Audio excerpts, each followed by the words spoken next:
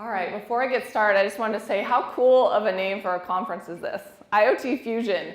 When you ask any business that wants to start getting into IoT, this is what they actually mean, right? It's not just IoT, it's the combination of IoT with other technologies. So at IBM, of course, that's AI, cognitive computing, and some of the fun stuff I'll share with you guys today. So as Don said, I'm an inventor, and my talk today is going to be all about innovating IoT. I have over 600 patents that I've submitted through the US PTO. And when I was a lot younger, I definitely didn't consider being an inventor the same as what my definition is today. How many of you have seen this movie? One of my favorites. This is how I always pictured an inventor, right? Someone who's in their attic room just tinkering with a lot of gadgets, that's got stuff all over the place, the cool mousetrap type of inventions where something would trigger something else. So when I was younger, I never really envisioned becoming an inventor. But when I joined IBM, I realized how easy and how wrong my perception of an inventor was. I just assumed you had to be touching physical things. But I'm very much a software inventor. I come up with lots of ideas around all sorts of different technologies. Whatever business unit that I'm in within IBM, I'm inventing around. So as Don mentioned, I'm now part of our Watson Internet of Things division. Before that, I was doing stuff in commerce, and mobile, and cloud computing, a little bit of everything. But when I started within an open technologies group, I started contributing to open source technologies. And one of them was Apache Cordova.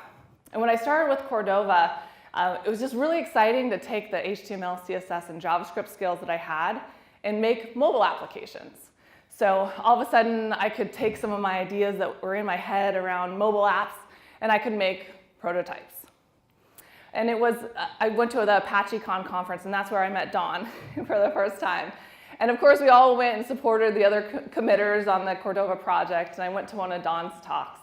And he started talking about how you can use the mobile application and connect over Bluetooth to something like an Arduino and be able to control lights. And that was the one moment in my career where I really started transitioning to IoT. And I got super excited. I remember after Don's talk, I don't know if he remembers it the same way that I did, but I was so excited. I went up to Don, I was like shaking him. We're gonna be best friends.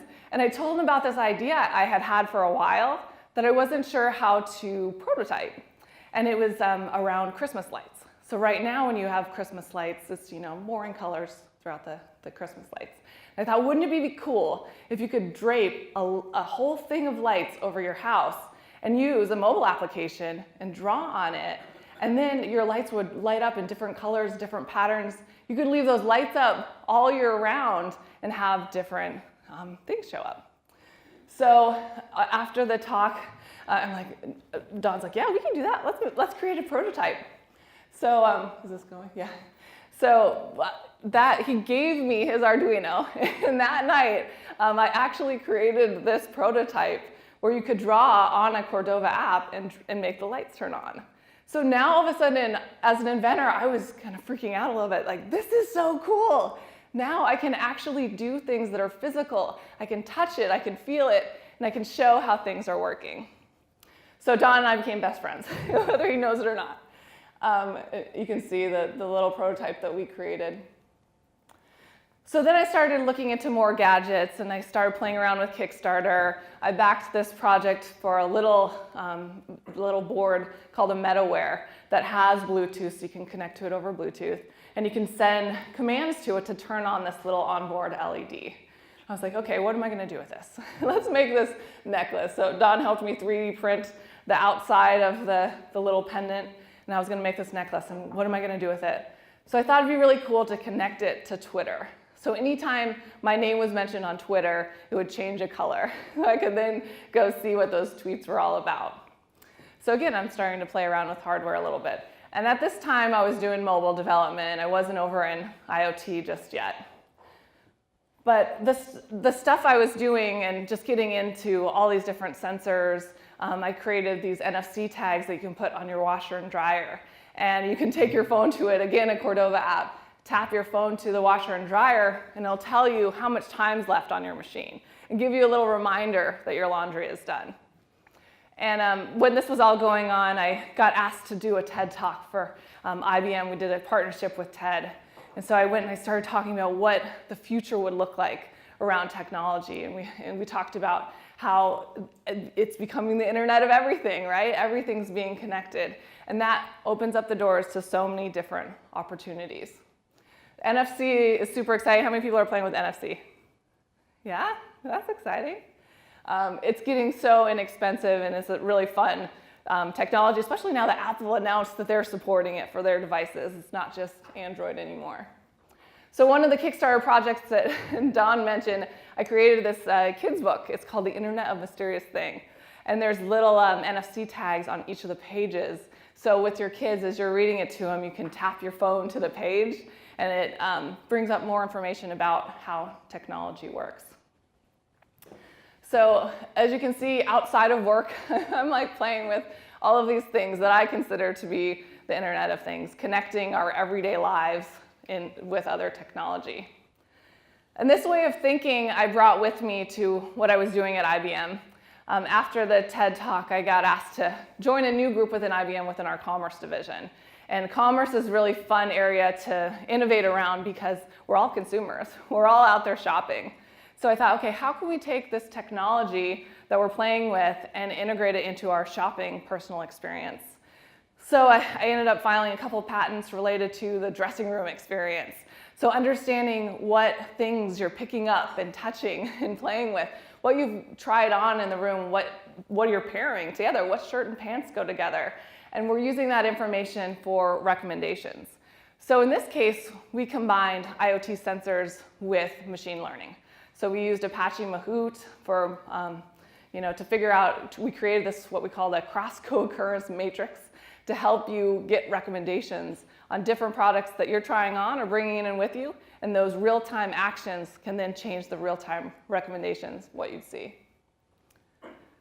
I also was thinking, like, when I'm in a store, I usually bring out my mobile device and I start navigating online, right? I scan the barcode and I start to see if I can get it cheaper somewhere else or read a little bit more about the product. And so I was like, okay, well, why not make it easier on people? Remove some of that friction, right? So when you're in the when you're in the store and you pull up that mobile device, why not navigate to the section of the store that you're currently standing in? So using beacon technology, you can know that you're standing in the shoe department. And as you pull up that mobile device for Macy's, now all of a sudden it's going to automatically bring you to the shoe department instead of you having to click a few times to get there yourself. So this is another patent application that we have filed. So at the same time that I'm over here in Commerce, I'm hearing in the news about IBM and what we're doing with IoT. That's really exciting. Have you guys seen this story? Yeah, this is the first cognitive dress.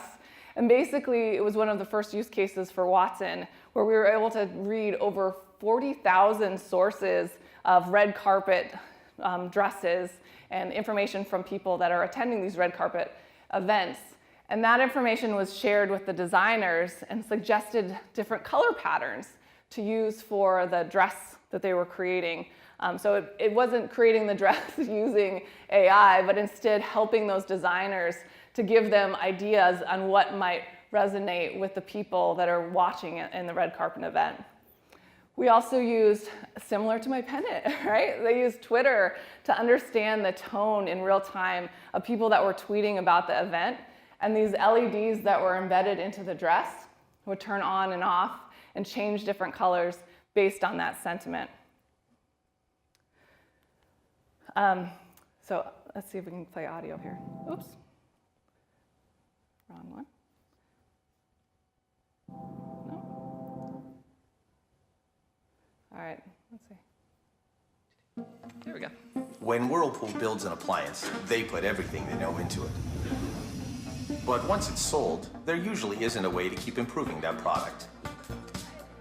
Today, Whirlpool can analyze IoT sensor data from connected appliances on the IBM cloud. So they can continuously learn how customers are using their products and how the machines respond.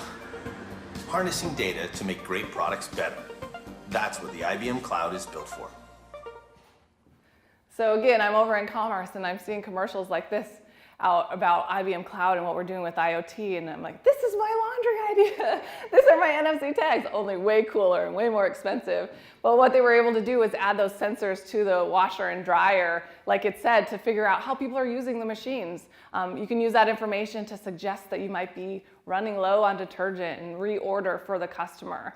You can have the preventative maintenance, call the support people, and I don't know if you guys have had a washing machine go bad, but I have. And they usually come in and spend 3 hours diagnosing it and then have to come back again to get the right part. But if you can send that information about the sensor reading to the people before they come to your house, then they spend less time and save money with their maintenance crew. So this is a common use case for IoT, is this idea of understanding and reading the sensors and using it for the preventative maintenance.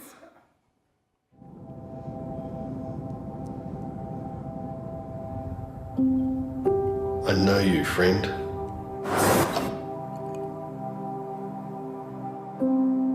I know every meter, every gap, every specification. I know every metric unit of pressure imposed on your 119,000 ton frame and how it will react to the extreme conditions here on the remote northwest shelf. I know what a team of engineers in Norway reported on you and what a retired project manager documented on you a decade ago. I know fuel mixtures and flow rates, hard data and soft data. I know all this because we're designing a cognitive system with IBM Watson that consumes and learns everything written or reported about you from millions of files, decision logs, and technical evaluations spread across our company. We teach Watson to think like an engineer. Watson teaches us to think like 1,000 engineers from 1,000 different sources. I know temperatures and pressure gradients, anomalies and patterns. When you succeed, I will know why. I will know how. With Watson, we're asking more questions because we have more answers. We're making smarter decisions because we learn more every time we make one. And I know we're just getting started.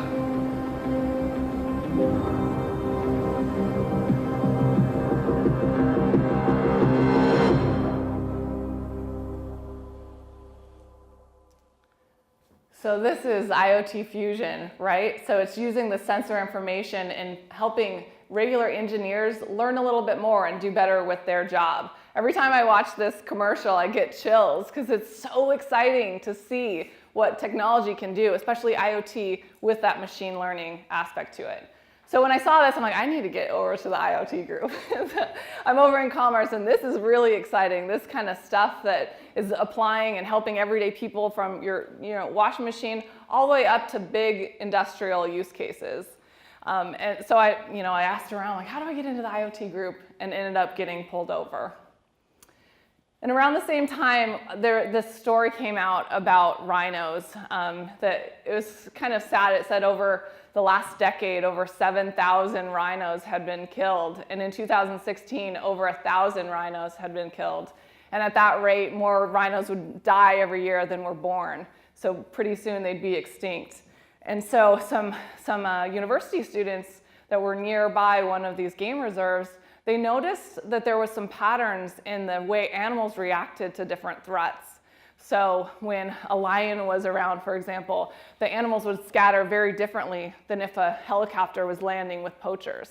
So they're like, what can we do with this information, knowing that these responses are very different? So they teamed with IBM, with the university, and the game reserve, and they ended up putting these IoT collars on all of the prey animals. So not on the rhinos themselves, but just the prey animals. And they were able to use that AI and machine learning to really understand the patterns of how the animals were scattering to predict when a poacher was landing and immediately send the people to stop them before they were even near the rhinos. So that's a pretty awesome use case where before you might never have used technology to solve, but it's really changing the world. I love wine, and we lived in San Francisco for a while, so this use case I love too. Basically, we use the the sensors within the vineyard, as well as weather data to change the irrigation levels within the vineyard so that all of the grapes would ripen around the same time. And by doing that, they were able to save this E&J family winery 25% of their water usage, which, as you can imagine, if you're a huge winery, that's a lot of savings just from using IoT and machine learning. I know there's a talk today about blockchain. IBM is one of the biggest contributors to blockchain. We have a partnership going on right now with Walmart to try to understand food safety and transparency.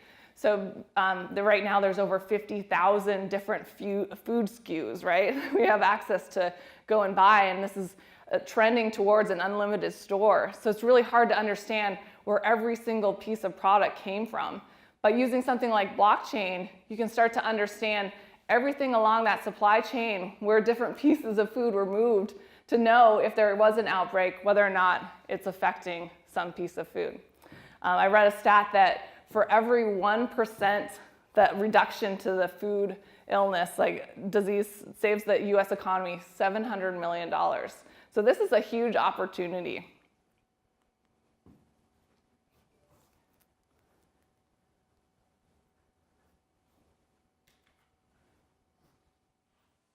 Keeping you guys awake with videos. Just a pack of mangoes. I came into my staff meeting, I put them on the table, and I said, your Traceback exercise starts right now. And we timed how long it took them to get the information for each point in the food system all the way back to the farm.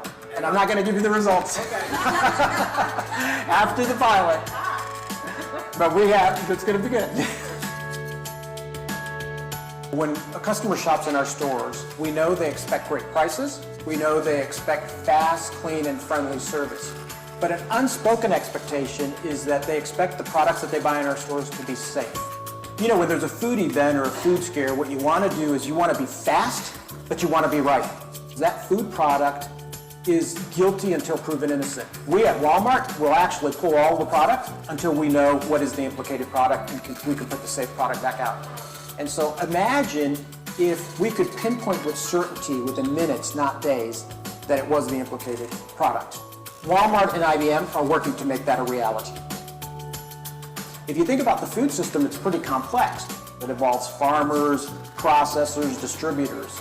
And the way traceability is done today, each segment of the food system does it their own way.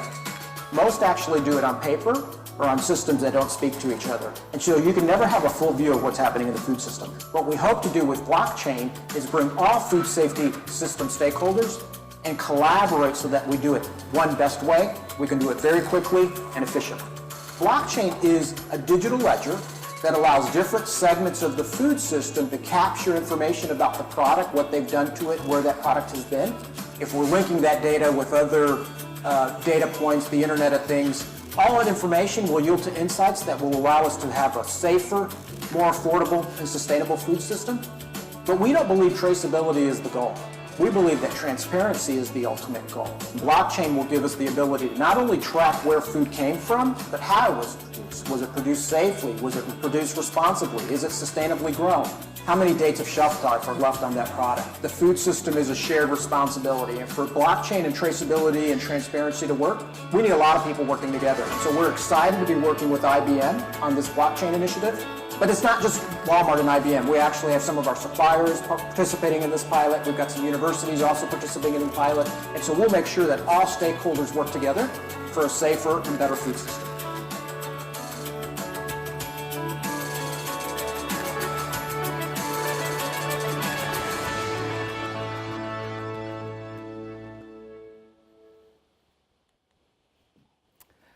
Another interesting use case for cognitive computing and IoT is around dynamic pricing. So being able to understand sentiment in real time, what people are talking about for the product, be able to change those prices, what that inventory level is, how many things are left, should we change the pricing based on expiration date coming closer. I love this graphic. It's from a company called Wasteless. And basically, they're changing the price so that those items that are expiring quicker are cheaper, to incent those people to buy the products before they actually expire. So I'm always looking for the furthest away expiration date when I'm buying milk and eggs and all these things for my family. But if I knew I was getting a little bit of a discount and I was going to eat it anyways, I would definitely go for the cheaper pricing. So I work from home, and I'm like, I always have been active, right? So I played basketball and volleyball in college. My whole life I was playing sports. And so when I graduated and started working at IBM, working from home, I'd literally grab my laptop and sit and just code all day, right? And sometimes I even shower until I'm like, oh, my husband's gonna come home, so I better shower. So one day IBM was offering this discount for Fitbits. So they just wanted, it was a health incentive. And I'm like, all right, I'll get a Fitbit.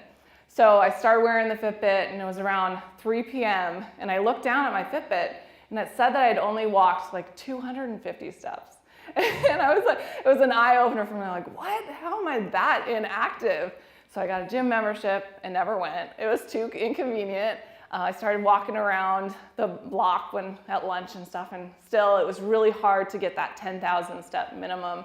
So I backed a Kickstarter project for a sit-to-stand desk and got a treadmill for underneath it. I realized I couldn't just stand all day, but like walking naturally it just was easier on my body. So as I was walking, I thought, well, let's use the sensors within this treadmill, combine it with my schedule at work, like my calendar, and increase the speed while I'm in a meeting. And it was amazing how if I walk faster during a meeting, I actually focus more on the meeting. I'm able to, otherwise, if it's too slow, I'll just go start searching the internet or checking my email, and I'm not engaged because I'm doing that multitasking. So we ended up getting a patent issued on this idea of taking that connected treadmill and understanding your schedule and speeding it up during those times when you're on a meeting. We're all starting to live longer, right? Healthier. There was a report from 2013 from the CDC that said that there will be over 72 million Americans over the age of 65 by 2030, which that'll be more than 20% of the population. So we've got this aging population. And I don't know about you guys, but I want to stay in my home as long as possible. So IBM partnered with Nokia on this aging in place solution, where they wear a wearable device in their homes and it understands their patterns. What do they normally do? Do they normally go for a walk in the morning? Do they normally, go to the bathroom certain numbers of times a day or walk around their kitchen? Whatever those patterns typically be that are personalized to that user. And whenever there's an anomaly, they'll then alert a caregiver or a family member and let them know, Mary hasn't gotten out of bed all day today. Something might be wrong. And the cool thing about this is it allows our aging population to have that independence and the privacy that they are craving just through the help of technology. I know there's going to be a talk about using Alexa in the hospital. IBM's doing something similar. We've partnered with Thomas Jefferson Hospital, and basically we have a personal agent within the hospital rooms. So you can ask about your physician, ask about the surgery that's coming up for you, adjust the blinds and the lights and all that good stuff within your hotel room, all through the help of technologies like IoT. Speaking of last week was the IBM Think Conference in Vegas, which is our big conference every year.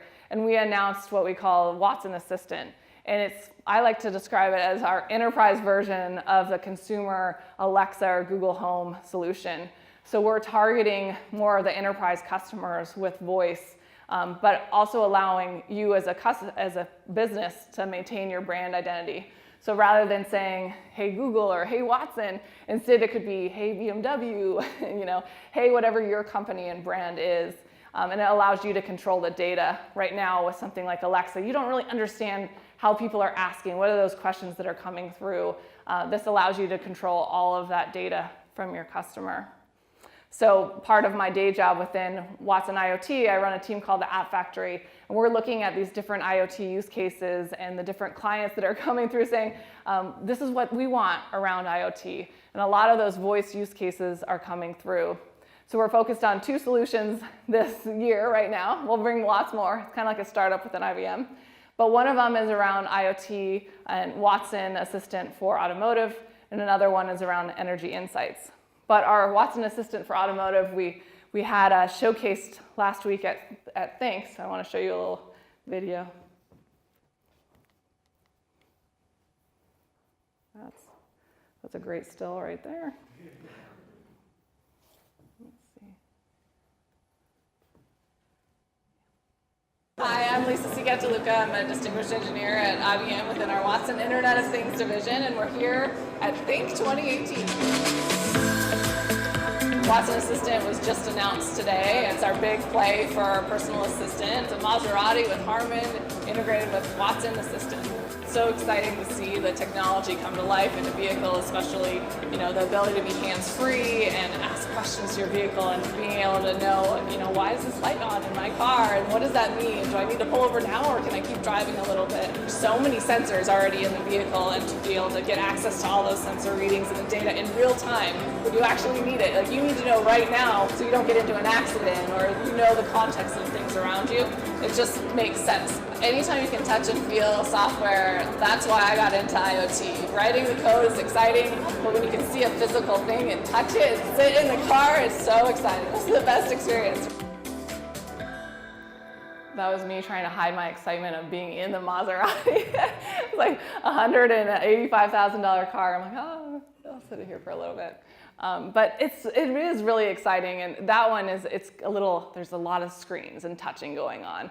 But what we're really going after with Watson Assistant is it can be hands-free. We're partnering with companies that have those little OBD ports that go right into the older vehicles, so you don't have to have a brand new vehicle. And then you can still ask questions about the sensor reading, about the owner's manual, and have it customized to that vehicle that you're currently in.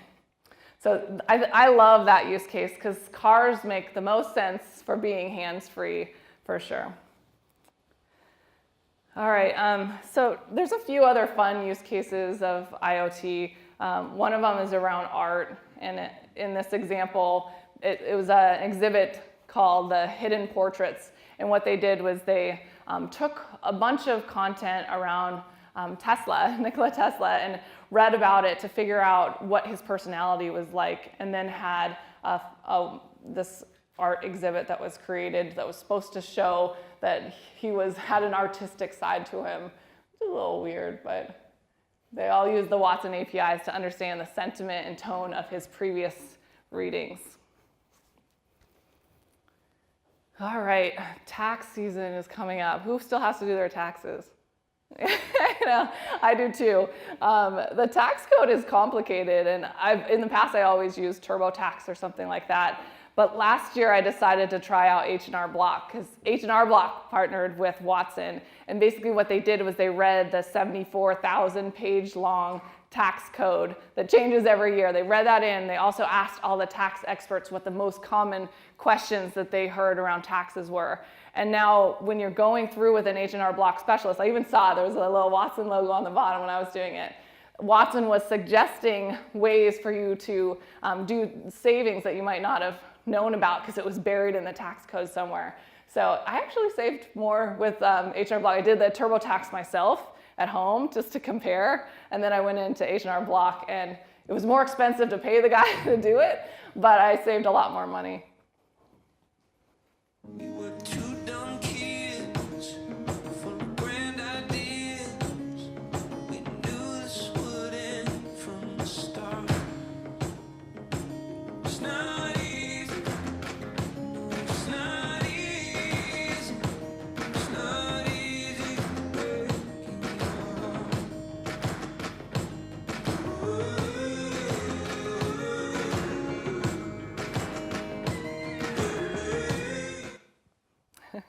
So Watson's even involved with music. In this example here, what we did was we ingested 5 years of social information like Supreme Court rulings and some Getty Museum statements. There was also the most edited Wikipedia articles. All this information was pulled in and read to figure out what is like top pop culture, and suggested lyrics to provide to Alex the Kid, who then helped create the song. I mentioned that I played sports in college, and the chemistry on a team is super important. So in this use case, the Toronto Raptors used IBM Watson for their NBA draft to help recommend different players to pull onto the team. So what they did was they took the social information about Twitter, about all of the different current players, and then read in the potential draft players, their social information, and then suggested where they might have conflicts in their personalities, as well as like understanding the different types of people that they needed, the different player types, what might gel well with their current makeup, their current play structure, all those complicated things. And apparently it went over really well. I haven't heard a follow-up of if they're continuing to use Watson for all of their draft picks, but I thought that was a fun story.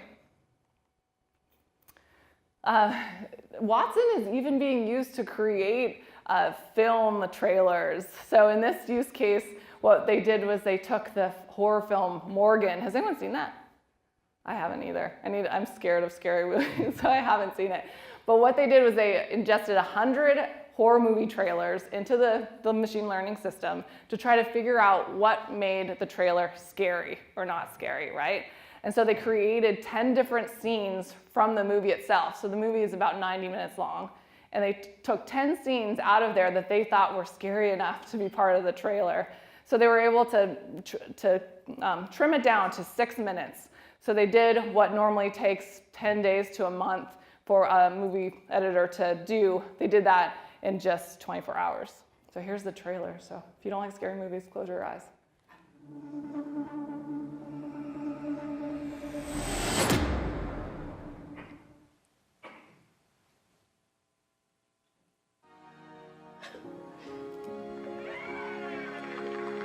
Its first birthday exceeds our wildest expectations. Nice to meet you, Morgan.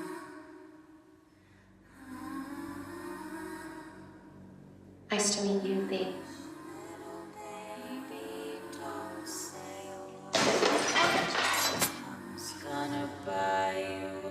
I have a 13-year-old daughter. You don't get to see her much anymore.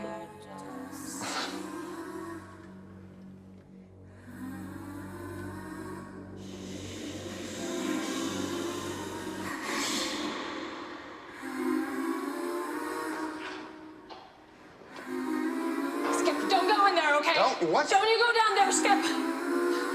Don't be afraid, Amy.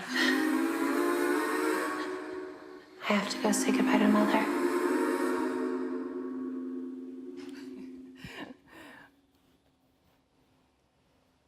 On that note, let's talk about puppies. I love this story too. It reminds me a lot about the Rhinos, like the social good, but there's a service called Guiding Eyes, and it takes about 20 months for them to train a puppy to be a seeing eye dog. And each puppy costs about $50,000 to go through this training service. And even then, only 30% of the puppies actually pass in that they are now ready to be seeing eye dogs. So with Watson, we ingested information about the health records of the puppies, of the previous puppies that had passed and how well they're doing now, the sentiment of the dogs, their what do they call it? The temperament, I guess, of the puppy. And that was all ingested into Watson to predict types of breeding, like what dogs to breed together to make future puppies, as well as which ones to admit into the program. And they expect the graduation rate of the puppies to now be closer to 50%. Which is a huge improvement. And then I mentioned the second use case that I'm working on within IBM now is around buildings. So our solution will GA May 15th, and we're calling it Building Insights. But the idea is that you take those sensors within these large buildings, and our first use case is around energy improvement. So we're reading the energy, the HVAC, all of those sensors within the building, and providing those preventative maintenance and the predictive information about the buildings to help you save energy. After energy, we'll focus on occupancy, so understanding the people in the building, which is a huge use case that we're hearing from clients, as well as the assets. So this page is blank on purpose. So my group within IBM is kind of like creating startups. So we're listening to the clients, and we're taking these ideas around IoT and helping to bring them to market. But on my side job is I convinced IBM to let me create an actual startup. So I call it Project Whitespace, and what we're doing is we're using the existing invention review board process that we have. So basically inventors around IBM submit their ideas through this process, and we're using that invention review board process to do a first round of vetting, because the prior art searching, all of that natural, it's very similar to creating a startup, right? To see what the competition is like. So that first round takes people's ideas and figures out if it's going to be filed as a patent. And if they get it to that step where it's going to be filed as a patent, then they can choose to participate in my Whitespace program. And that basically allows them to create a business plan competition. And the winner, we've got one pod going right now. So he is paired with a group of 5 engineers, and the 6 of them, we're paying their salary for a whole year to bring their invention to life. So the first pod, his idea is around same-day delivery, and they're using IoT devices within your home to help you figure out when the best time is to deliver packages, or alert a courier to reschedule if you're not home. We're integrating with IFT, which IBM just announced a partnership with IFT. Who's used IFT? Hopefully everybody. If you haven't, download it. It allows you to play with IoT devices in your homes really easily, so you can set a trigger that says, you know, when I'm about to step in my front door, turn all the lights on in my house. So it's really easy, it's free, it's just a fun service to use. But we're basically, the startup is using that to help you personalize your deliveries. So you could have your light turn on when that delivery guy's out front to alert you, so you don't get that missed delivery package slip. I love this infographic. If you haven't seen it, it's a little hard to read for you guys. But it talks about what happens in an internet minute and all of the data that's being read. 4.1 million videos viewed on YouTube, for example, every minute. It's crazy the amount of data that is out there. And you really need more than just IoT. IoT is helping to create that data, but it's the fusion, right? IoT Fusion, that combination of the data analysis that are really having an impact in creating these new business opportunities, like some of the ones that I showed to you guys today, that are unexpected and also provide value to your business that you might not have thought of. So with that, that's the end of my talk. I hope you follow me on Twitter, and I'm time for questions if you guys have any.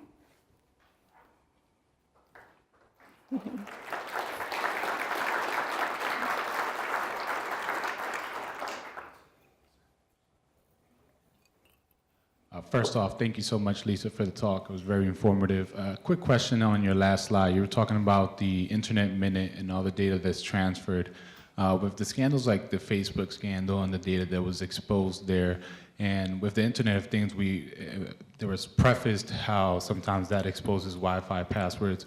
How do you continue to innovate but keep security at guard and continue to stay sort of in the forefront of those people trying to hack any data or information that's being processed? For sure, yeah. And now there's the new GDPR, right? General Data Protection. So all of that stuff is adding those requirements on companies to be more thinking about security and how to handle privacy ahead of time. At IBM, all of our solutions are built on top of our IoT platform, and that goes through like tons of security. Like every product that we're reading sensor data from, we're making sure that it's secure. But we don't create the sensors themselves, so we are also making sure that we're partnering with trusted and respected people to bring our solutions.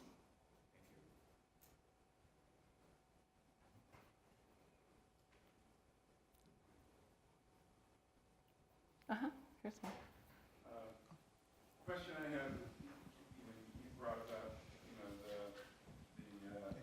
the GDPR is onerous, very challenging, difficult to understand, moving target.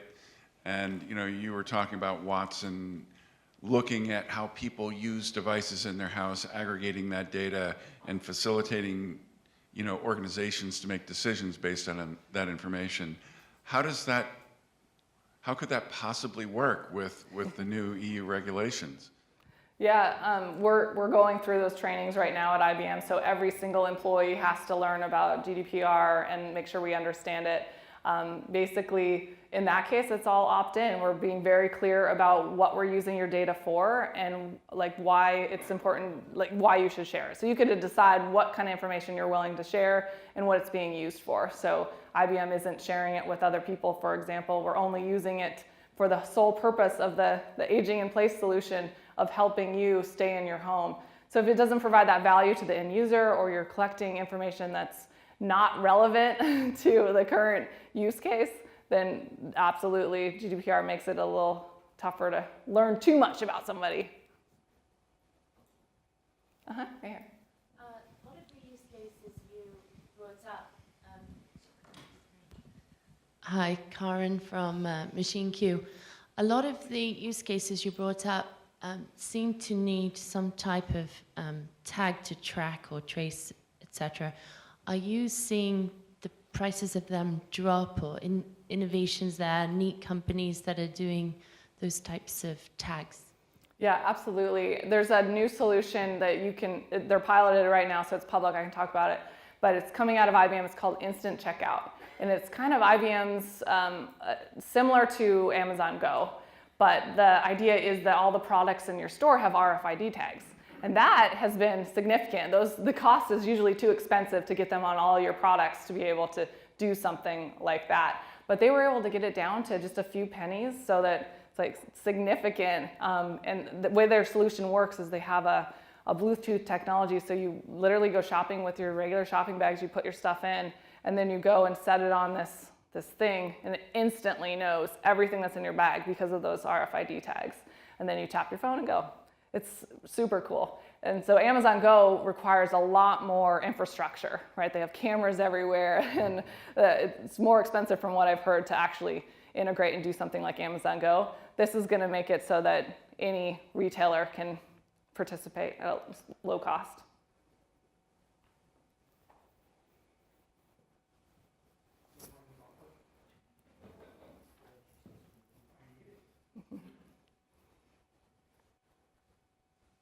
So this is a question inspired by what you were just talking about, adding the RFID tags to disposable items, for example.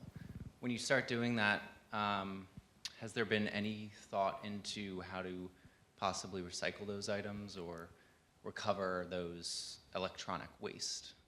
You're thinking like an inventor. I just had a patent filed on something very similar to that, like giving you credit when you're recycling and understanding when you're littering, because you could add personal information to those tags. It's really cool where the technology will go because of being able to track and personalize every single item.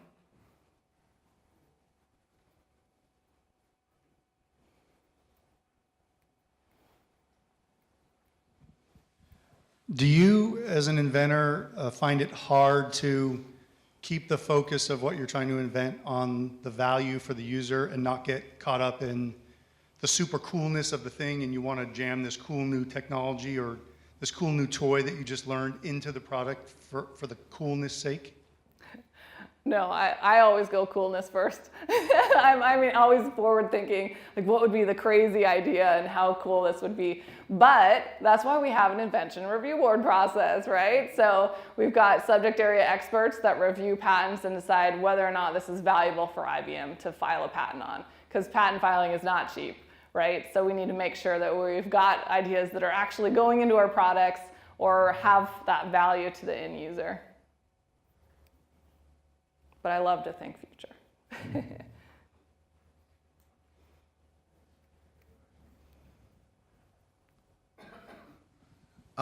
I spend my time writing code, which often has bugs.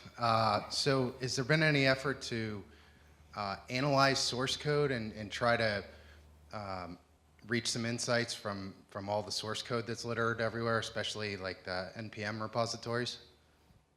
Yeah, I know my particular group isn't working on that within IBM, but I do know there's a lot of effort and innovation around source code and improving it, making it easier on developers. I'm an engineer, so a lot of my inventions have been around improving IDEs and how to understand when your code's being executed, how to alert the user, and all that fun stuff. So definitely lots of innovation around it, but I don't know about scanning NPM repositories. I know there's some legal issues about open source stuff, but so not IBM that I know of.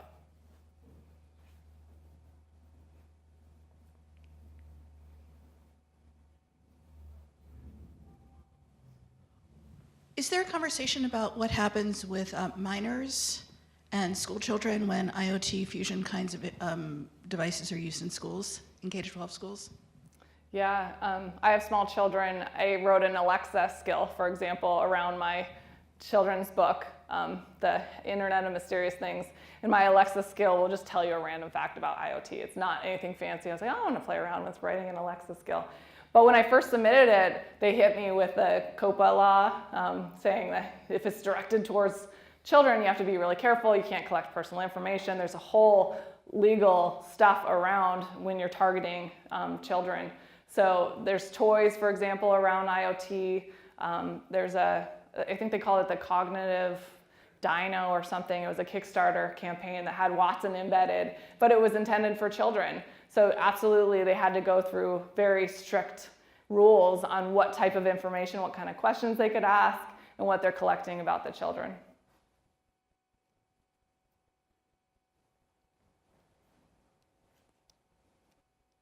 Good.